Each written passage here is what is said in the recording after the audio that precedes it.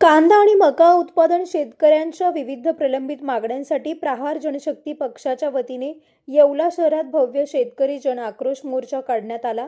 माजी राज्यमंत्री बच्चूभाऊ कडू यांच्या प्रमुख उपस्थितीत हा मोर्चा पार पडला। येवला येथील कृषी उत्पन्न बाजार समितीच्या आवारातून मोर्चाला सुरुवात झाली।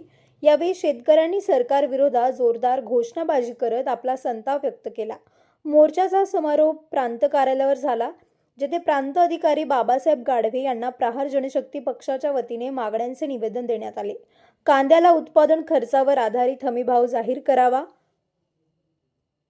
बाजारभाव कमी असताना प्रति क्विंटल 1000 रुपये अनुदान द्यावे, निवडणूक पूर्व आश्वासनाप्रमाणे सरसकट सातबारा कोरा करावा, शेती पंपासाठी दिवसा 12 तास अखंडित वीज पुरवठा करावा।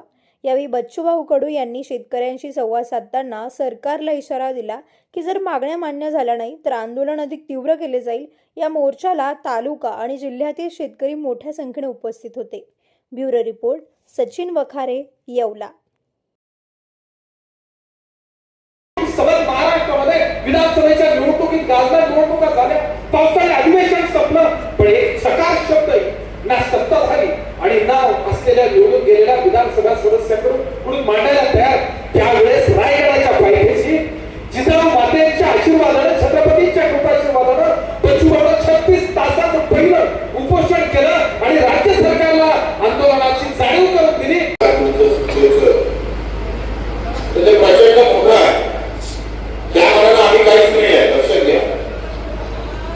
आम्ही 15-20 मिनिटे बसायला तयार नसतो। बरेच लोक अजूनही इकडे काठावर आहेत, आपल्या कॅमेरा आला तर उद्या आमदाराला माहीत झालं तर राणा होईल, लग्नात येणार नाही आमचा। ते अजूनही कनेक्ट नाही झाले। त्याची जर संख्या जर पकडली तर किमान 1 ते 1.5 लाख